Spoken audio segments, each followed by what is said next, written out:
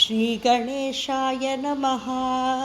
अस्य श्रीरामरक्षास्तोत्रमन्त्रस्य बुधकौशिकऋषिः अनुष्टुप् श्रीसीतारामचन्द्रो देवता सीताशक्तिः। श्रीमद्हनुमान् कीलकं श्रीरामचन्द्रप्रीत्यर्थे श्रीरामरक्षास्तोत्रजपे विनियोगः। ध्यायेदाजानुबाहुं धृतशरधनुषं बद्धपद्मासनस्थं पीतं वासो वसानां नवकमलदलस्पर्धिनेत्रं प्रसन्नं वामाङ्कारूढसीतामुखकमलमिलल्लोचनं नीरदाभं नानालङ्कारदीप्तं दधतमुरुजटामण्डलं रामचन्द्रं चरितं रघुनाथस्य शतकोटिप्रविस्तरम् एकैकमक्षरं पुंसां महापातकनाशनं ध्यात्वा नीलोत्पलश्यामं रामं राजीवलोचनं जानकीलक्ष्मणोपेतं जटामकुटमण्डितं सासितूणधनुर्बाणपाणिं नक्तं चरान्तकं स्वलीलया जगत्त्रातुमाविर्भूतमजं विभुं रामरक्षां पठेत् प्राज्ञः पापघ्नीं सर्वकामदां शिरो मे राघवः पातु भालं दशरथात्मजः कौसल्येयो दृशौ पातु विश्वामित्रप्रियश्रुति घ्राणं पातु मखत्राता मुखं सौमित्रिवत्सलः जिह्वां विद्यानिधिः पातु कण्ठं भरतवन्दितः स्कन्दौ दिव्यायुधः पातु भुजौ भग्नेशकार्मुकः करौ सीतापतिः पातु हृदयं च मदग्नजित् मध्यं पातु खरध्वंसी नाभिं जाम्भवदाश्रयः सुग्रीवे शक्कटी पातु शक्तिनी हनुमत्प्रभुः ऊरू रघुत्तमः पातु रक्षः कुलविनाशकृत् जानुनी सेतुकृत् पातु जङ्घे दशमुखान्तकः पादौ विभीषणश्रीदः पातु रामोऽखिलं वपुः एतां रामबलोपेतां रक्षां यः सुकृती पठेत् सचिरायुः सुखी पुत्री विजयी विनयी भवेत् पातालभूतलव्योमचारिणश्छद्मचारिणः न द्रष्टुमपि शक्तास्ते रक्षितं रामनामभिः रामेति रामभद्रेति रामचन्द्रेति वा स्मरन् नरो न लिप्यते पापैर्भुक्तिं मुक्तिं च विन्दति जगज्जैत्रैकमन्त्रेण रामनाम्नाभिरक्षितं यः कण्ठे धारयेत् तस्य करस्ताः सर्वसिद्धयः वज्रपञ्जरनामेदं यो रामकवचं स्मरेत् अव्याहताज्ञः सर्वत्र लभते जयमङ्गलम् आदिष्टवान् यथा स्वप्ने राम रक्षामि मां हरः तथा लिखितवान् प्रातः प्रबुद्धो बुधकौशिकः आरामः कल्पवृक्षाणां विरामः सकलापदाम् अभिरामस्त्रिलोकानां रामः श्रीमान् सनः प्रभुः तरुणौ रूपसम्पन्नौ सुकुमारौ महाबलौ पुण्डरीकविशालाक्षौ चीरकृष्णाजिनाम्बरौ फलमूलाशिनौ दान्तौ तापसौ ब्रह्मचारिणौ पुत्रौ दशरथस्यैतौ भ्रातरौ रामलक्ष्मणौ शरण्यौ सर्वसत्त्वानां श्रेष्ठौ सर्वधनुष्मतां रक्षः कुलनिहन्तारौ त्रायेतां नो रघुत्तमौ आतसज्जधनुषा विशुस्पृशा वक्षयाशुगनिशुङ्गसङ्गिनौ रक्षणाय मम रामलक्ष्मणावग्रतः पति सदैव गच्छतां सन्नद्धः कवची खड्गी चापबाणधरो युवा गच्छन्मनरोऽथस्माकं रामः पातु स लक्ष्मणः रामो दाशरथिशूरो लक्ष्मणानुचरो बली काकुत्स्थः पुरुषः पूर्णः कौसलेयो रघुत्तमः वेदान्तवेद्यो यज्ञेशः पुराणपुरुषोत्तमः जानकीवल्लभः श्रीमान् अप्रमेयपराक्रमः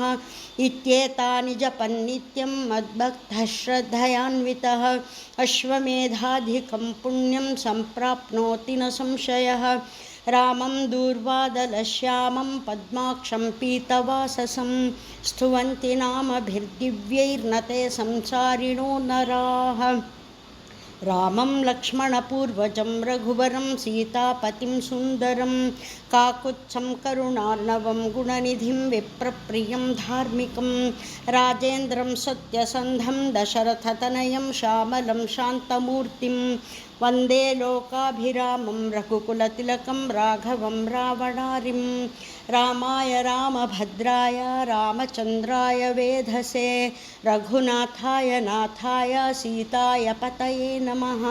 श्रीराम राम रघुनन्दन राम राम श्रीराम राम भरताग्रज राम राम श्रीराम राम रणकर्कश राम राम श्रीराम राम शरणं भव राम राम श्रीरामचन्द्रचरणौ मनसा स्मरामि श्रीरामचन्द्रचरणौ वचसा गृह्णामि श्रीरामचन्द्रचरणौ शिरसा नमामि श्रीरामचन्द्रचरणौ शरणं प्रपद्ये माता रामो मत्पिता रामचन्द्रः स्वामी रामो मत्सखा रामचन्द्रः सर्वस्वं मे रामचन्द्रो दयालुर्नान्यं जाने नैव जाने न जाने दक्षिणे लक्ष्मणो यस्य वामे तु जनकात्मजा पुरतो मारुतिर्यस्य तं वन्दे रघुनन्दनं लोकाभिरामं रणरङ्गधीरं राजीवनेत्रं रघुवंशनाथं कारुण्यरूपं करुणाकरन्तं श्रीरामचन्द्रं शरणं प्रपद्ये मनोजवं मारुततुल्यवेगं जितेन्द्रियं बुद्धिमतां वरिष्ठं वातात्मजं वानरयूथमुख्यं श्रीरामदूतं शरणं प्रपद्ये कूजन्तं राम रामेति मधुरं मधुराक्षरम् आरुह्य कविताशाखां वन्दे वाल्मीकिकोकिलम् आपदामपहर्तारं दातारं सर्वसम्पदां लोकाभिरामं श्रीरामं भूयो भूयो नमाम्यहं भर्जनं भवबीजानाम् अर्जनं सुखसम्पदां तर्जनं यमधूतानां राम रामेति गर्जनं रामो राजमणिः सदा विजयते रामं रमेशं भजे रामेणाभिहता निशाचरचमू रामाय तस्मै नमः रामान्नास्ति परायणं परतरं रामस्य दासोऽस्म्यहं रामे चित्तलयः सदा भवतु मे भो राम मामुद्धर श्रीराम राम रामेति रमे रामे मनोरमे सहस्रनाम तत्तुल्यं रामनामवरानने श्रीराम राम रामेति रमे रामे मनोरमे सहस्रनाम तत्तुल्यं रामनामवरानने श्रीराम राम रामेति रमे रामे मनोरमे सहस्रनाम तत्तुल्यं रामनामवरानने इति श्रीबुधकौशिकऋषिविरचितं श्रीरामरक्षास्तोत्रं सम्पूर्णं श्रीसीतारामचन्द्रार्पणमस्तु। शुक्लाम्बरधरं विष्णुं शशिवर्णं चतुर्भुजं प्रसन्नवदनं ध्यायेत् सर्वविघ्नोपशान्तये अगजाननपद्मार्कं गजाननमहर्निशम् अनेकदन्तं भक्तानां एकदन्तमुपास्महे तमेव शरणं गच्छा सर्वभावेन भारत तत्प्रसादात् परां शान्तिं स्थानं प्राप्स्यसि शाश्वतम् इति ते ज्ञानमाख्यातं गुह्यात् गुह्यतरं मया विमृश्य एतद् अशेषेण यथेच्छसि तथा कुरु। सर्वधर्मान् परित्यज्य मामेकं शरणं व्रज अहं त्वा सर्वपापेभ्यो मोक्षयिष्यामि मा शुचः। अम्ब त्वामनुसन्ददामि भगवद्गीते ಭವದ್ವೇಷಿಣಿ.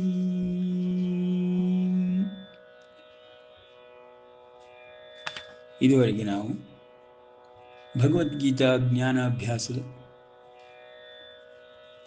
ಪರಮಾತ್ಮನ ಅಸ್ತಿತ್ವ, ವ್ಯಕ್ತಿತ್ವ ಮತ್ತು ವಿಶ್ವವ್ಯಾಪಿತತ್ವ ಎಲ್ಲವನ್ನು ತಿಳಿದುಕೊಳ್ಳುತ್ತಾ ವಿಭೂತಿ ಯೋಗವಾದ 10ನೇ ಅಧ್ಯಾಯದಲ್ಲಿ ಪರಮಾತ್ಮನ ಮಹಿಮೆಗಳನ್ನು, ವಿಭೂತಿಗಳನ್ನು ತಿಳಿದುಕೊಳ್ಳುತ್ತಿದ್ದೇವೆ. ವಿಭೂತಿ ಯೋಗವನ್ನು ಆರಂಭಿಸಿದ ಪರಮಾತ್ಮನು ತಾನು ಎಲ್ಲರಂತೆ, ಎಲ್ಲ ಮಾನವರಂತೆಯೇ ದೇಹಧಾರಣೆಯನ್ನು ಮಾಡಿದ್ದಾಗ್ಯೂ ಅರ್ಜುನನಂತೆಯೇ ಅವನ ಎದುರಿಗೆಯೇ ನಿಂತು ಸಾರಥ್ಯವನ್ನು ನಡೆಸುತ್ತಿರುವುದಾಗಿಯೂ, ಆದರೂ ತಾನು ಹೇಗೆ ಎಲ್ಲ ಮಾನವರಿಗಿಂತ ಭಿನ್ನ, ಎಲ್ಲ ದೇವತೆಗಳಿಗಿಂತಲೂ ಭಿನ್ನ, ತ್ರಿಮೂರ್ತಿಗಳಲ್ಲಿ ಒಬ್ಬನಾಗಿರುವಂತಹ ಮಹಾವಿಷ್ಣುವಿನ ಅಂಶ ಸಂಭೂತ ಎಂಬುದನ್ನು, ತುರಿಯಾವಸ್ಥೆಯಲ್ಲಿ ತನ್ನನ್ನು ಹೇಗೆ ಪಡೆಯಬಹುದು ಎಂಬುದನ್ನು ತೋರಿಸುತ್ತಾ ಪ್ರಯೋಗಾತ್ಮಕವಾದ ಮತ್ತು ಯೋಗಾತ್ಮಕವಾದ ಬ್ರಹ್ಮವಿದ್ಯೆಯನ್ನು ಅರ್ಜುನನಿಗೆ ಬೋಧಿಸುತ್ತಿದ್ದಾನೆ. ಅರ್ಜುನನಿಗೆ ಕೃಷ್ಣನು ತನ್ನಂತೆಯೇ ಸಾಮಾನ್ಯ ಮಾನವ ಎಂಬ ಜ್ಞಾನವಿದ್ದ ಕಾರಣದಿಂದ ಆರಂಭದಲ್ಲಿಯೇ ಸಾರಥಿಯನ್ನು ನಡೆಸಿಕೊಳ್ಳುವ ರೀತಿಯಲ್ಲಿಯೇ, ಹೇ ಕೃಷ್ಣ, 2 ಸೈನ್ಯಗಳ ಮಧ್ಯೆ ನನ್ನ ರಥವನ್ನು ನಿಲ್ಲಿಸು, ನಾನು ಎಲ್ಲರನ್ನೂ ನೋಡಬೇಕು ಎಂಬುದಾಗಿ ಆಜ್ಞೆ ಮಾಡುತ್ತಾನೆ. ಆದರೆ ಎಲ್ಲ ಸೈನಿಕರನ್ನು ನೋಡಿದ ಒಡನೆಯೇ ಕೃಷ್ಣನಿಗೆ ತನ್ನ ಮನೋದೌರ್ಬಲ್ಯವನ್ನು ತೋರಿಸಿಕೊಂಡು ಹೇಳಿಕೊಳ್ಳುತ್ತಾ ತಾನು ಯುದ್ಧ ಆಗದ ಸ್ಥಿತಿಯನ್ನು ತಲುಪಿದ್ದೇನೆ ಎಂಬುದಾಗಿ ವರ್ಣಿಸುತ್ತಾನೆ. ಅದನ್ನು ಕೇಳಿದ ಪರಮಾತ್ಮನು, ಏಕೆ ಇಂತಹ ವಿಷಮ ಸ್ಥಿತಿಯಲ್ಲಿ ನಿನಗೆ ಮನೋದೌರ್ಬಲ್ಯ ಉಂಟಾಯಿತು ಎಂಬುದಾಗಿ ಅರ್ಜುನನನ್ನು ಹೇಳಿಯಂತಾಗಬೇಡ. ಕ್ಷಾತ್ರ ವಂಶದಲ್ಲಿ ಜನಿಸಿ ಕ್ಷತ್ರಿಯ ವಿದ್ಯೆಯನ್ನು ಕಲಿತ ನೀನು ಯುದ್ಧರಂಗದಲ್ಲಿ ಭಯಪಡುವುದಕ್ಕಾಗಲಿ ಹಿಂಜರಿಯುವುದಕ್ಕಾಗಲಿ ಹಿಂದೆ ಸರಿಯುವುದಕ್ಕಾಗಲಿ ಯೋಗ್ಯವಾದುದಲ್ಲ, ನಿನಗೆ ಇದು ತಕ್ಕುದಲ್ಲ ಎಂಬುದಾಗಿ ತಿಳಿಸುತ್ತಾನೆ. ಅದನ್ನು ಕೇಳಿದಂತಹ ಅರ್ಜುನನು, ಅವೆಲ್ಲವೂ ಸರಿಯೇ, ನನ್ನ ಮನೋದೌರ್ಬಲ್ಯವೂ ಸರಿ ಇದ್ದಾಗ್ಯೂ ಏಕೆ ನನ್ನನ್ನು ಯುದ್ಧದಲ್ಲಿ ನಿಯೋಜಿಸುತ್ತಿರುವೆ? ಮನೋದೌರ್ಬಲ್ಯಕ್ಕೆ ಕಾರಣವು ನನ್ನಲ್ಲಿರುವ ಹೇಳಿತನವಲ್ಲ. ಎಲ್ಲ ಬಂಧು ಬಾಂಧವರುಗಳನ್ನು ಕೊಂದು ರಾಜ್ಯವನ್ನು ಪಡೆಯುವುದರಿಂದ ಯಾವ ಪುರುಷಾರ್ಥ ಸಾಧನೆಯಾಗುತ್ತದೆ? ನಮ್ಮವರನ್ನೇ ಕಳೆದುಕೊಂಡು ನಾನು ರಾಜ್ಯಭಾರ ಮಾಡುವುದರಿಂದ ಏನು ಪ್ರಯೋಜನವಾಗುತ್ತದೆ ಎಂಬ ಮೋಹದಿಂದ ಕಶ್ಮಲವಾದ ಮನಸ್ಸುಳ್ಳವನಾಗಿ ತನ್ನ ಮನೋದೌರ್ಬಲ್ಯವನ್ನು ಹೊಂದಿರುತ್ತಾನೆ. ಈ ರೀತಿಯ ಮನೋದೌರ್ಬಲ್ಯಕ್ಕೆ ಎಲ್ಲರೂ ತುತ್ತಾಗುತ್ತಾರೆ. ಅತಿರಿತ ಮಹಾರಥರೆನಿಸಿದ ಕ್ಷತ್ರಿಯರಾಗಲಿ, ಮಹಾತಪೋನಿಧಿಗಳೆನಿಸಿದಂಥ ಋಷಿ ಮುನಿಗಳಾಗಲಿ ಮನೋದೌರ್ಬಲ್ಯಕ್ಕೆ ಒಳಗಾಗುವುದು ಹೆಚ್ಚಿನ ವಿಷಯವೇನಲ್ಲ. ಆದರೂ ಮನೋದೌರ್ಬಲ್ಯ ಎಂಬುದು ಧರ್ಮರಹಿತವಾದಾಗ ತನ್ನ ಒಂದು ಅಸ್ತಿತ್ವವನ್ನು ಪಡೆದುಕೊಳ್ಳುತ್ತದೆ. ಧರ್ಮದ ಆಶ್ರಯದಲ್ಲಿಯೇ ಇರುವಂತಹ ಯಾವ ವ್ಯಕ್ತಿಗಾಗಲಿ ಈ ರೀತಿಯ ತೊಂದರೆಗಳು ಕಾಣಿಸಿಕೊಳ್ಳುವುದಿಲ್ಲ. ಅರ್ಜುನನು ಅಧರ್ಮವನ್ನೇ ಧರ್ಮವೆಂಬುದಾಗಿ ತಿಳಿದುಕೊಂಡು ತಪ್ಪು ಮಾರ್ಗದಿಂದ, ತಪ್ಪು ಜ್ಞಾನದಿಂದ ಯುದ್ಧವನ್ನು ಆಡುವುದಿಲ್ಲವೆಂಬುದಾಗಿ ಹೇಳಿ ರಥದಲ್ಲಿಯೇ ಅಸ್ತ್ರಶಸ್ತ್ರಗಳನ್ನು ತೊರೆದು ಭಿಕ್ಷೆ ಬೇಡುವುದೇ ಮೇಲು ಎಂಬುದಾಗಿ ಕುಳಿತುಕೊಂಡು ಬಿಡುತ್ತಾನೆ. ತನ್ನ ಕರ್ತವ್ಯದಿಂದ ವಿಮುಖನಾದವನು ಧರ್ಮಕ್ಕೆ ಚ್ಯುತಿಯನ್ನು ತರುವನು. ಧರ್ಮವೆಂದರೆ ಕರ್ತವ್ಯ ನಿರತನಾಗಿರುವುದೇ ಧರ್ಮ. ಆಯಾಯ ವ್ಯಕ್ತಿಗೆ ಹುಟ್ಟಿನಿಂದಲೇ ಕೆಲವು ಸೌಲಭ್ಯಗಳನ್ನು ಪರಮಾತ್ಮನು ಕೊಟ್ಟಿರುತ್ತಾನೆ. ಅಂತಹ ಸೌಲಭ್ಯಗಳನ್ನು ಉಪಯೋಗಿಸಿಕೊಳ್ಳುವಂಥವನು ಧರ್ಮ ಮಾರ್ಗದಿಂದಲೇ ಉಚ್ಛ್ರಾಯ ಸ್ಥಿತಿಗೂ ಶ್ರೇಯವ ಮಾರ್ಗಕ್ಕೂ ಬರಬಹುದು. ಆತ್ಮೋದ್ಧಾರವನ್ನು ಮಾಡಿಕೊಂಡು ಲೋಕೋದ್ಧಾರವನ್ನು ಮಾಡಬಹುದು. ಈ ರೀತಿಯ ಲೋಕೋದ್ಧಾರದಂಥ ಮಹತ್ ಸಾಧನೆಯನ್ನು ಮಾಡುವ ಮಹಾಪುರುಷರುಗಳು ಬಂದು ಹೋಗಿದ್ದಾರೆ. ಯೋಗಿಗಳು ಬಂದು ಹೋಗಿದ್ದಾರೆ, ಯತಿಗಳು ಬಂದು ಹೋಗಿದ್ದಾರೆ, ಋಷಿ ಮುನಿಗಳು ಬಂದು ಹೋಗಿದ್ದಾರೆ. ಅವರೆಲ್ಲರೂ ಈ ರೀತಿಯ ಬ್ರಹ್ಮವಿದ್ಯೆಯಿಂದ, ಯೋಗ ಮಾರ್ಗದಿಂದ ನನ್ನನ್ನೇ ಸೇರಿದ್ದಾರೆ. ಹೇ ಅರ್ಜುನ, ನೀನು ಹೇಳುತ್ತಿರುವ ಧರ್ಮದ ವ್ಯಾಖ್ಯೆ ಸರಿಯಾದುದಲ್ಲ, ಕರ್ತವ್ಯನಿಷ್ಠವಾದುದಲ್ಲ, ಕರ್ಮನಿಷ್ಠವೂ ಅಲ್ಲ. ನೀನು ನಿಷ್ಠೆಯಿಂದ ಹೊರಗೆ ಹೋಗುತ್ತಿದ್ದೀಯೆ. ಆದ ಕಾರಣದಿಂದ ನೀನು ಎಲ್ಲ ರೀತಿಯಿಂದಲೂ ಯುದ್ಧವಾಡುವುದೇ ಶ್ರೇಯಸ್ಕರವಾದದ್ದು. ಯುದ್ಧದಲ್ಲಿ ಮರಣವನ್ನಪ್ಪಿದರೂ ಅದು ಶ್ರೇಯಸ್ಕರವೇ, ಸ್ವರ್ಗವನ್ನು ಪಡೆಯುತ್ತೀಯ. ಒಂದು ವೇಳೆ ಸೋತರೂ ಯುದ್ಧದಲ್ಲಿ ಸೋಲುವುದರಿಂದ ಅದು ಅಧರ್ಮವೆನಿಸುವುದಿಲ್ಲ. ಕ್ಷತ್ರಿಯನಿಗೆ ಯುದ್ಧ ಧರ್ಮ, ಯುದ್ಧ ಕರ್ಮ ಎರಡೂ ಸಮನಾಗಿಯೇ ಕೆಲಸ ಮಾಡುತ್ತದೆ. ಆದುದರಿಂದ ಕರ್ಮ ಮತ್ತು ಧರ್ಮಗಳಲ್ಲಿ ವ್ಯತ್ಯಾಸಗಳನ್ನು ತಿಳಿದುಕೊಳ್ಳದೆ ಅರ್ಜುನ, ಮುಂದಿನ ಪರಿಣಾಮಗಳನ್ನು ನೀನೇ ವಿಶ್ಲೇಷಣೆ ಮಾಡುವುದು ಸರಿಯಲ್ಲ. ನಿನಗೆ ಕರ್ಮದಲ್ಲಿ ಮಾತ್ರ ಅಧಿಕಾರವಿದೆಯೇ ಹೊರತು ಫಲಗಳಲ್ಲಿಲ್ಲ. ಫಲಗಳಲ್ಲಿ ಅಧಿಕಾರವು ಸಕಲ ದೇವತೆಗಳಿಗೂ ನನ್ನಿಂದ ಕೊಡಲ್ಪಟ್ಟಿದೆ. ಈ ಒಂದು ವ್ಯವಸ್ಥೆಯಲ್ಲಿ, ರಚನೆಯಲ್ಲಿ ಎಲ್ಲ ದೇವತೆಗಳು ಮಾಡುವಂತಹ ಫಲದಾನವನ್ನಾಗಲಿ ವರವನ್ನಾಗಲಿ ಕೊಡುವಂತಹ ಶಕ್ತಿಯನ್ನು ಪಡೆದಿರುವವರಾಗಿರ್ತಾರೆ. ಆದುದರಿಂದ ಮಾನವನಾದ ನಿನಗೆ ಮಾ ಫಲೇಶು ಕದಾಚನ, ಫಲದಲ್ಲಿ ಆಸಕ್ತಿ ಉಂಟಾಗದಿರಲಿ. ಧರ್ಮ ಮಾರ್ಗದಲ್ಲಿ ಕರ್ಮವನ್ನು ಮಾಡಿ ಕರ್ತವ್ಯವನ್ನು ನಿಭಾಯಿಸುವುದಷ್ಟೇ ನಿನ್ನ ಗುರಿಯಾಗಿರುತ್ತದೆ. ಫಲಗಳ ಬಗ್ಗೆ ಕಿಂಚಿತ್ತೂ ನೀನು ಚಿಂತಿಸುವ ಅಗತ್ಯವಿಲ್ಲ ಎಂಬ ತತ್ವಗಳನ್ನು ಬೋಧಿಸಿ ಅವನನ್ನು ಯುದ್ಧಕ್ಕೆ ನಿಯೋಜಿಸುವುದರಲ್ಲಿ ಕೃಷ್ಣನು ಪ್ರಮುಖ ಪಾತ್ರವನ್ನು ವಹಿಸುತ್ತಾನೆ.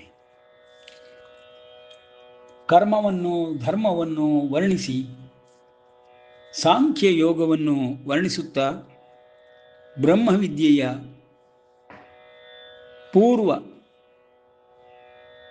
ಅಪೂರ್ವವಾದಂತಹ ಜ್ಞಾನವನ್ನು ಕರ್ಮ ಮಾರ್ಗಕ್ಕೋಸ್ಕರವಾಗಿ ಅರ್ಜುನನಿಗೆ ಕೊಡುವುದರ ಮೂಲಕ ಅರ್ಜುನನನ್ನು ಯುದ್ಧೋತ್ಸಾಹದಿಂದ ಎದ್ದೇಳುವಂತೆ ಮಾಡುತ್ತಾನೆ. ಆದರೆ ಯುದ್ಧಕರ್ಮ ಮಾಡುವುದು ಸರಿ ಎಂದು ಒಪ್ಪಿದ ಅರ್ಜುನನು ಕೃಷ್ಣನಿಗೆ ಅವನ ಅಧಿಕಾರವನ್ನೇ ಪ್ರಶ್ನಿಸುತ್ತಾನೆ. ಅಧಿಕಾರವನ್ನೇ ಪ್ರಶ್ನಿಸಿದ ಕಾರಣದಿಂದ ಶ್ರೀಕೃಷ್ಣನು ತಾನು ಅರ್ಜುನನಂತೆ ಮಾನವನಲ್ಲ ಎಂಬುದನ್ನು ಸಾಬೀತುಪಡಿಸುತ್ತಾ ಯೋಗ ಮಾರ್ಗವನ್ನಾಗಲಿ ಧ್ಯಾನ ಮಾರ್ಗವನ್ನಾಗಲಿ ಎಲ್ಲವನ್ನು ಪ್ರಯೋಗಾತ್ಮಕವಾಗಿ ಹೇಗೆ ಒಬ್ಬ ಮನುಷ್ಯನು ಅಳವಡಿಸಿಕೊಂಡು ಸಂಸಿದ್ಧಿಗಳನ್ನು ಹೊಂದಿ ಯೋಗಿಯಂತೆಯೂ ಪರಮ ಭಕ್ತನಾಗಿಯೂ ಹಲವು ಮಾರ್ಗಗಳಿಂದ ಪರಮಾತ್ಮ ಪ್ರಾಪ್ತಿಯನ್ನು ಪಡೆಯಬಹುದು. ಎಲ್ಲ ದೇಹಗಳಲ್ಲಿಯೂ ಪರಮಾತ್ಮನು ಅಡಗಿ ಕುಳಿತಿರುತ್ತಾನೆ. ಆ ಪರಮಾತ್ಮನೇ ನಾನು ಎಂಬುದಾಗಿ ಕೃಷ್ಣನು ಹೇಳಿಕೊಳ್ಳುತ್ತಾ ತನ್ನ ಮಹಿಮೆಯನ್ನು ವರ್ಣಿಸಲಾರಂಭಿಸುತ್ತಾನೆ. 10ನೇ ಅಧ್ಯಾಯದಲ್ಲಿ ಎಲ್ಲ ಜೀವರಾಶಿಗಳಲ್ಲಿ ಹೃದಯ ಮಂದಿರದಲ್ಲಿ ನೆಲೆ ನಿಂತಿರುವಂತಹ ಪರಮಾತ್ಮನೇ ಶ್ರೀಕೃಷ್ಣನು ಹೊರಗಿನಿಂದ ನಿನಗೆ ಕಾಣಿಸುತ್ತಿರುವಂತಹ ಮಾನವ ದೇಹಧಾರಿಯಾಗಿರುವಂಥವನು ಮಾತ್ರವಲ್ಲ ಅರ್ಜುನ, ಪರಮಾತ್ಮನೂ ಅವನೇ ಆಗಿರುತ್ತಾನೆ. ನಿನ್ನೊಳಗೆ, ನನ್ನ ದೇಹದೊಳಗೆ, ಎಲ್ಲ ದೇಹಗಳಲ್ಲಿ ಅಡಗಿ ಕುಳಿತಿರುವಂತಹ ಶ್ರೀಕೃಷ್ಣ ಪರಮಾತ್ಮನು ವಿಷ್ಣುವಿನ ಅಂಶ ಸಂಭೂತನಾಗಿ ಸಕಲ ಜೀವರಾಶಿಗಳಲ್ಲೂ ತುಂಬಿಕೊಂಡು ಸಕಲ ಕರ್ಮಗಳನ್ನು ಮಾಡಿಸುತ್ತಾ ಎಲ್ಲವೂ ಪರಬ್ರಹ್ಮನಿಂದಲೇ ನಡೆಯುತ್ತಿದೆ ಎಂಬ ಜ್ಞಾನವನ್ನು ಕೊಡುತ್ತಾ ಈ ನಾನು ಎಂಬ ಅಜ್ಞಾನವನ್ನು ನಿರಂತರವಾಗಿ ಹೋಗಲಾಡಿಸುತ್ತಿರುತ್ತೇನೆ ಎಂಬ ಅಭಯವಾಕ್ಯಗಳನ್ನು ಹೇಳುತ್ತಾ ಪರಮಾತ್ಮನು 10ನೇ ಅಧ್ಯಾಯದ 10ನೆಯ ಶ್ಲೋಕವನ್ನು ಹೇಳುತ್ತಾನೆ. ತೇಷಾಂ ಸತತಯುಕ್ತಾನಾಂ ಭಜತಾಂ ಪ್ರೀತಿಪೂರ್ವಕಂ ದದಾಮಿ ಬುದ್ಧಿಯೋಗಂ ತಂ ಯೇನ ಮಾಂ ಉಪಯಾಂತಿತೆ. ನಿತ್ಯಯುಕ್ತರು ಅಂದರೆ ಸದಾಕಾಲ ಯೋಗದಲ್ಲಿಯೇ ನಿರತರಾಗಿರುವಂಥವರು, ಅಂಥವರಿಗೆ ನಿತ್ಯಯುಕ್ತರು ಎಂಬುದಾಗಿ ಹೇಳಿ, ಪ್ರೀತಿಪೂರ್ವಕವಾಗಿ ಭಜಿಸುತ್ತಿರುವವರು ಪ್ರೀತಿ ಮಾರ್ಗದಿಂದ, ಭಕ್ತಿ ಮಾರ್ಗದಿಂದ ಭಾವ ಉತ್ಕರ್ಷಗಳನ್ನು ಪಡೆಯುತ್ತಾ, ಭಾವೋತ್ಪತ್ತಿಯಲ್ಲಿ ಇರುತ್ತಾ, ಭಾವದಿಂದಲೂ ಭಕ್ತಿಭಾವದಿಂದಲೂ ಶ್ರದ್ಧೆಗಳಿಂದಲೂ ನನ್ನನ್ನು ಯಾರು ಆರಾಧಿಸುತ್ತಾರೋ, ಉಪಾಸನೆ ಮಾಡುತ್ತಾರೋ ಅಂತಹವರುಗಳಿಗೂ ನಾನು ಸದಾಕಾಲದಲ್ಲಿಯೂ ಅವರ ಅಂತರಂಗದ ಅಂತಃಕರಣದಲ್ಲಿಯೇ ಕುಳಿತಿರುತ್ತೇನೆ, ಲಭ್ಯನಾಗುತ್ತೇನೆ. ಅವರು ನನ್ನ ಕಡೆ ಬರಲಾರಂಭಿಸಿದರೆ ನಾನು ಅವರನ್ನು ಸಂಪೂರ್ಣವಾಗಿ ನನ್ನಲ್ಲಿ ಸೇರಿಸಿಕೊಂಡು ಬುದ್ಧಿಯೋಗವನ್ನು ಉಂಟು ಮಾಡುತ್ತೇನೆ. ದದಾಮಿ ಬುದ್ಧಿಯೋಗಂ ಅಂದರೆ ಎಲ್ಲ ಪ್ರಾಣಿಗಳಿಗೂ, ಎಲ್ಲ ಮನುಷ್ಯರಿಗೂ, ಪ್ರತಿಯೊಬ್ಬರಿಗೂ ಬುದ್ಧಿ ಎಂಬುದೊಂದಿದೆ. ಆ ಬುದ್ಧಿಯ ಸಹಾಯದಿಂದಲೇ ಸಕಲ ಕರ್ಮಗಳನ್ನು, ಕರ್ತವ್ಯಗಳನ್ನು ಎಲ್ಲರೂ ನಿಭಾಯಿಸುತ್ತಿರುತ್ತಾರೆ. ಪರಮಾತ್ಮನ ಹೇಳಿಕೆಯ ಪ್ರಕಾರ ಅಂತಹ ಬುದ್ಧಿಗೆ ಪರಮಾತ್ಮನ ಬುದ್ಧಿಯನ್ನು ಜೋಡಿಸುವುದರ ಮೂಲಕ ಬುದ್ಧಿಯೋಗವನ್ನು ಕೊಡುತ್ತೇನೆ ಎಂಬುದಾಗಿ. ಅಂದರೆ ಪರಮಾತ್ಮನ ಬುದ್ಧಿ ಪ್ರತಿಯೊಂದು ಜೀವಿಯ ಬುದ್ಧಿಗೆ ಅಳವಡಿಸಲ್ಪಟ್ಟೊಡನೆಯೇ ಅವರು ಜ್ಞಾನಪೂರ್ವಕವಾಗಿ ಜ್ಞಾನದ ಬೆಳಕಿನಿಂದ ಅಂತರಂಗದಲ್ಲಿರುವ ಪರಮಾತ್ಮನನ್ನೂ ನೋಡಲಾರಂಭಿಸುತ್ತಾರೆ. ಬಹಿರಂಗದಲ್ಲಿ ಮಾಡುತ್ತಿರುವ ಕರ್ಮಗಳಿಗೂ ಸಕಲ ರೀತಿಯ ಕರ್ತವ್ಯಗಳಿಗೂ ಪರಮಾತ್ಮನೇ ಮಾಡುತ್ತಿರುವುದಾಗಿಯೂ, ಪರಮಾತ್ಮನ ಅಂಶದಿಂದಲೇ ಎಲ್ಲವೂ ನಡೆಯುತ್ತಿರುವುದಾಗಿಯೂ ತಿಳಿದುಕೊಳ್ಳಲು ಆರಂಭಿಸುತ್ತಾರೆ. ಅಂಥವರನ್ನು ಅಧ್ಯಾತ್ಮ ಗ್ರಂಥಗಳಲ್ಲಿ ಪಾರ್ಷದರು ಎಂದು ಹೇಳುತ್ತಾರೆ. ಅಂದರೆ ಪರಮಾತ್ಮನೊಡನೆಯೇ ಇರುವಂಥವರು ಎಂದು. ಈ ಬುದ್ಧಿಯೋಗ ಉಂಟಾಗದೇ ಇದ್ದಾಗ ಪರಮಾತ್ಮನ ಕಿಂಚಿತ್ತೂ ಅಂಶವು ಯಾವ ವ್ಯಕ್ತಿಯಲ್ಲೂ ಪ್ರಕಟವಾಗುವುದಿಲ್ಲ. ಯೋಗದ ಮುಖ್ಯ ಉದ್ದೇಶವೇ, ಅಥವಾ ಶ್ರದ್ಧಾಭಕ್ತಿಗಳಿಂದ ಮಾಡುವ ಭಕ್ತಿ ಮಾರ್ಗದ ಮುಖ್ಯ ಉದ್ದೇಶವೇ ಈ ಬುದ್ಧಿಯೋಗವನ್ನು ಪಡೆಯುವುದಕ್ಕಾಗಿ. ಬುದ್ಧಿಯೋಗವೆಂದರೆ ಪರಮಾತ್ಮನ ಬುದ್ಧಿಯು ಆತ್ಮನ, ಪ್ರತಿ ಜೀವಾತ್ಮನ ಬುದ್ಧಿಗೆ ಯೋಗವನ್ನುಂಟು ಮಾಡಿಕೊಂಡು, ಅಂದರೆ ನಾವು ಸಾಮಾನ್ಯವಾಗಿ ನೋಡುವ ಇಹ ಲೋಕದಲ್ಲಿ ಯಾವ ರೀತಿ ವರ್ಣಿಸಬಹುದು ಎಂದರೆ, ಎಲ್ಲ ಮೊಬೈಲ್ ಸೆಟ್ಟುಗಳು ಅದರೊಳಗಿರುವ ಬ್ಯಾಟರಿಯ ಮೂಲಕ ಕೆಲಸ ಮಾಡುತ್ತಿರುತ್ತದೆ. ಆ ಬ್ಯಾಟರಿಗೆ ಎಲೆಕ್ಟ್ರಿಕ್ ಚಾರ್ಜಿಂಗ್ ಮೂಲಕವಾಗಿ ಸಂಪೂರ್ಣವಾಗಿ ಪ್ರತಿದಿನವೂ ಅದಕ್ಕೆ ವಿದ್ಯುತ್ ಶಕ್ತಿಯ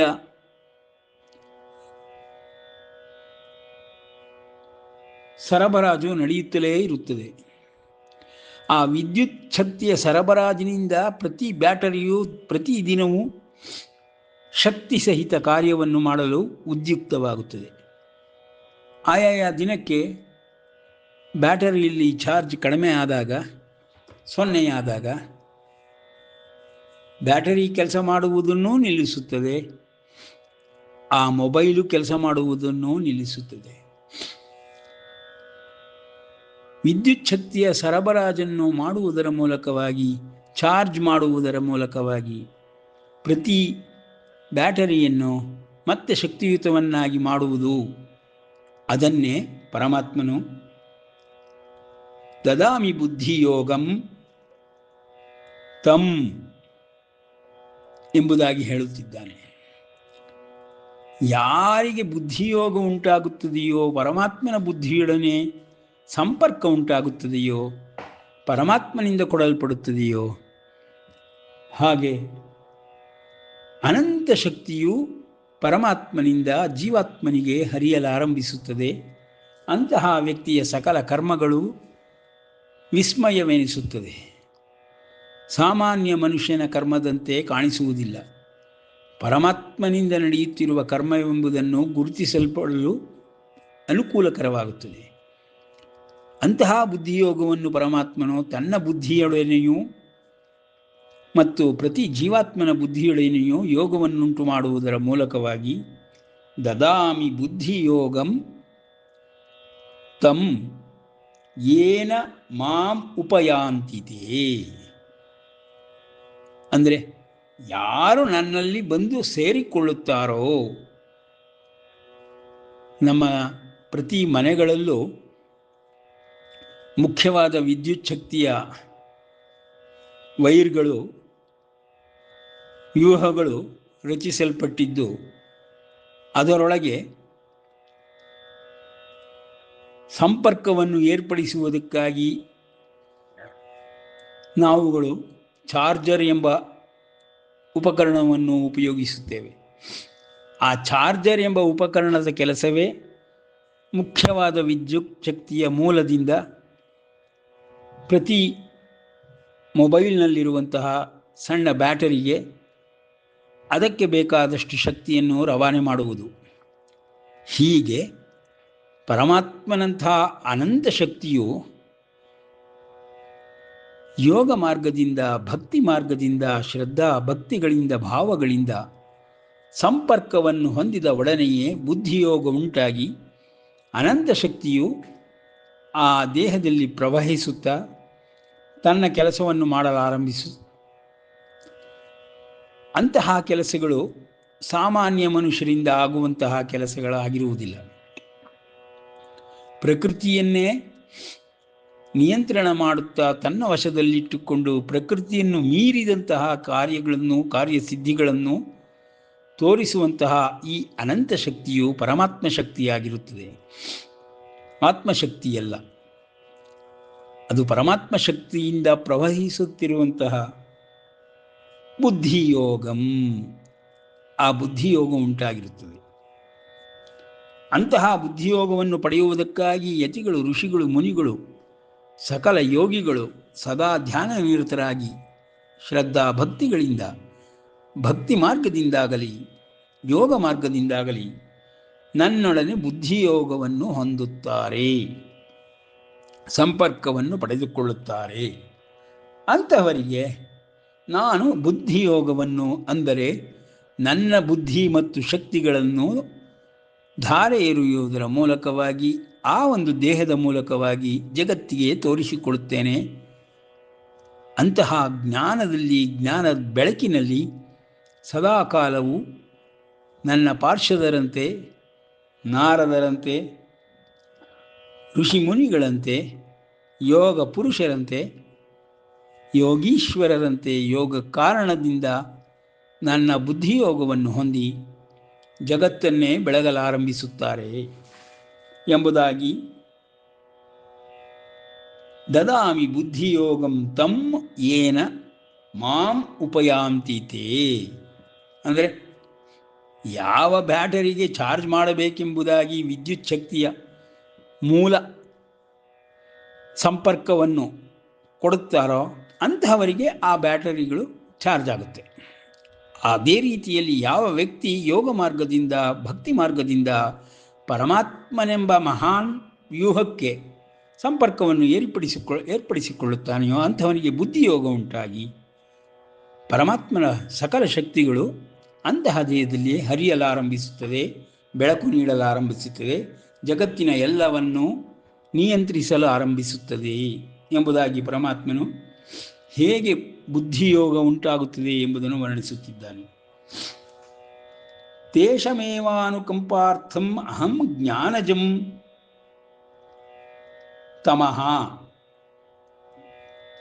ಪಾರ್ಥಮಹಂ ಅಜ್ಞಾನಜಂ ತಮಃ.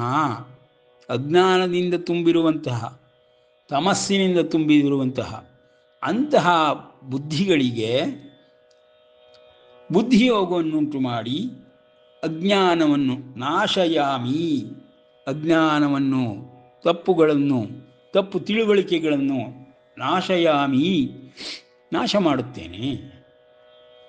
ಆತ್ಮಭಾವಸ್ಥನಾಗಿರುವಂತಹ ಅಂತಹ ವ್ಯಕ್ತಿ ಬುದ್ಧಿಯೋಗವನ್ನು ಹೊಂದಿರುವ ಮೂಲಕ ಜ್ಞಾನದೀಪದಿಂದ ಸದಾಕಾಲವೂ ಸೂರ್ಯನಂತೆ ಕಂಗೊಳಿಸುತ್ತಿರುತ್ತಾನೆ. ತೇಷಾಂ ಏವಾನುಕಂಪಾರ್ಥಂ ಅಹಂ ಅಜ್ಞಾನಜಂ ತಮಃ ನಾಶಯಾಮಿ ಆತ್ಮಭಾವಸ್ಥಃ ಜ್ಞಾನದೀಪೇನ ಭಾಸ್ವತ ಎಂಬುದಾಗಿ ಪರಮಾತ್ಮನು ತನ್ನ ಅಸ್ತಿತ್ವ ಹೇಗಿರುತ್ತದೆ, ತನ್ನ ವ್ಯಕ್ತಿತ್ವದ ಪರಿಚಯ ಹೇಗಾಗುತ್ತದೆ ಎಂಬುದನ್ನು ತಿಳಿಸಿಕೊಡುತ್ತಾ ಅರ್ಜುನನಿಗೆ, ನಾನು ನಿನ್ನಂತೆ ಸಾಮಾನ್ಯ ಮಾನವ ದೇಹದಲ್ಲಿದ್ದಾಗ್ಯೂ ಸಾಮಾನ್ಯ ಮಾನವನಲ್ಲ. ನನ್ನ ದೇಹದೊಳಗೆ ಅನಂತ ಶಕ್ತಿಯು ಸದಾಕಾಲವೂ ಪ್ರವಹಿಸುತ್ತಿರುತ್ತದೆ. ನನ್ನ ದೇಹದಲ್ಲಿರುವಂತಹ ಈ ಕೃಷ್ಣಾವತಾರಿಯನ್ನು ನೀನು ತಪ್ಪು ತಿಳಿದುಕೊಂಡಿದ್ದೀಯೇ ಅರ್ಜುನ. ಕೃಷ್ಣ ರೂಪದಲ್ಲಿ ನಿನಗೆ ಕಾಣಿಸಿದರು ನನ್ನೊಳಗೆ ಅನಂತ ಶಕ್ತಿಯು ಮಹಾವಿಷ್ಣುವಿನ ಭಾವದಿಂದ ತುಂಬಿರುತ್ತದೆ. ಆದುದರಿಂದ ನಾನು ನಿನಗಿಂತ ಬೇರೆಯವನು, ನಿನ್ನಂತೆ ಮಾನವನಲ್ಲ. ಅಸ್ತ್ರಶಸ್ತ್ರಗಳನ್ನು ಮತ್ತು ಕ್ಷಾತ್ರ ವಿದ್ಯೆಯನ್ನು ಕಲಿತು ಬಾಳಬೇಕಾದ ಸ್ಥಿತಿ ನನಗೆ ಉಂಟಾಗಿಲ್ಲ. ನಾನು ಯುದ್ಧ ಮಾಡಬೇಕಾಗಿಲ್ಲ. ಅರ್ಜುನ, ನೀನು ಯುದ್ಧ ಮಾಡಬೇಕಾಗಿದೆ. ಮನೋದೌರ್ಬಲ್ಯವನ್ನು ನೀನು ಹೊಂದಿದ್ದೀಯೆ, ಅದನ್ನು ಹೋಗಲಾಡಿಸಿಕೊ. ಯುದ್ಧ ಮಾಡಲು ಎದ್ದೇಳು ಎಂಬುದಾಗಿ ಪರಮಾತ್ಮನು ತನ್ನ ನಿಜ ಸ್ವರೂಪವನ್ನು, ನಿಜ ಪರಿಚಯವನ್ನು ಕೊಡುತ್ತಲಿದ್ದಾನೆ. ಅರ್ಜುನನಿಗೆ ಒಡನೆಯೇ 10 ಅನುಮಾನಗಳು ಬರುವುದರ ಬದಲು ಪರಮಾತ್ಮನು ಇದುವರೆಗೆ ಹೇಳಿದ ಎಲ್ಲ ವಿಷಯಗಳು ಅರ್ಥವಾಗಿ ಅವನ ನಿಜ ಸ್ವರೂಪವನ್ನು ಅರ್ಥ ಮಾಡಿಕೊಂಡು ಇಷ್ಟರವರೆಗೆ ಹೇಳದೇ ಇರುವಂತಹ ಮಾತುಗಳನ್ನು ಕೃಷ್ಣನಿಗೆ ಅಭಿವಂದಿಸುತ್ತಾ ಅನುಮಾನಗಳನ್ನು ಪರಿಹಾರ ಮಾಡಿಕೊಂಡವನಾಗಿ ಆತ್ಮವಿಶ್ವಾಸದಿಂದ ಪರಮಾತ್ಮನನ್ನು ಗುರುತಿಸಿ ತಾನು ಮಾನವನೆಂಬುದನ್ನು, ಪರಮಾತ್ಮನಾಗಿ ಶ್ರೀಕೃಷ್ಣನು ಎದುರು ನಿಂತಿರುವುದೆಂಬುದನ್ನು, ಈ ವಿಶ್ವ ರಚನೆಯನ್ನು, ಕೃಷ್ಣನು ಹೇಗೆ ಈ ವಿಶ್ವವನ್ನು ನಡೆಸಿಕೊಂಡು ಹೋಗುತ್ತಿದ್ದಾನೆ ಎಂಬುದನ್ನು ಅರ್ಥ ಮಾಡಿಕೊಂಡು ಮುಂದಿನ ಶ್ಲೋಕಗಳಲ್ಲಿ ಪರಬ್ರಹ್ಮನಾದ, ಪರಮೇಶ್ವರನಾದ, ಮಹೇಶ್ವರನಾದ, ಸಕಲ ಲೋಕ ಕಾರಣನಾದಂತಹ ಶ್ರೀಕೃಷ್ಣನನ್ನು ಹೊಗಳುತ್ತಾ ಅವನ ಮಾತುಗಳು ಸತ್ಯವೆಂದು ನನಗೆ ಮನದಟ್ಟಾಗಿದೆ ಎಂಬುದಾಗಿ ಶರಣು ಬಂದು ಕೃಷ್ಣನನ್ನು ವರ್ಣಿಸುತ್ತಿದ್ದಾನೆ. ಅರ್ಜುನ ಉವಾಚ ಪರಂ ಬ್ರಹ್ಮ ಪರಂಧಾಮ ಪವಿತ್ರಂ ಪರಮಂ ಭವಾನ್. ಅಪ್ಪ ಪರಮಾತ್ಮ ಕೃಷ್ಣ, ನಿನ್ನನ್ನು ನಾನು ತಪ್ಪು ತಿಳ್ಕೊಂಡಿದ್ದೇನೆ. ನನ್ನಂತೆ ನೀನು ಮಾನವ ಅಂದ್ಕೊಂಡಿದ್ದೆ, ಸಾರಥಿ ಅಂದ್ಕೊಂಡ್ಬಿಟ್ಟಿದ್ದೆ. ನಾರಾಯಣ, ಆದರೆ ನೀನು ದೇವದೇವೋತ್ತಮನು, ಎಲ್ಲ ಪುರುಷರುಗಳಿಗೆ ಉತ್ತಮನಾದಂಥ ಪುರುಷೋತ್ತಮನು. ಪರಂ ಬ್ರಹ್ಮ ಪರಂಧಾಮ ಪವಿತ್ರಂ ಪರಮಂ ಭವಾನ್ ಎಂದು ಕೃಷ್ಣನ ನಿಜ ಮಹಿಮೆಗಳನ್ನು ಅರ್ಜುನನು ವರ್ಣಿಸಲು ಆರಂಭಿಸುತ್ತಾನೆ ಎಂಬಲ್ಲಿಗೆ ವಿರಮಿಸೋಣ. ಕೃಷ್ಣಾರ್ಪಣಮಸ್ತು.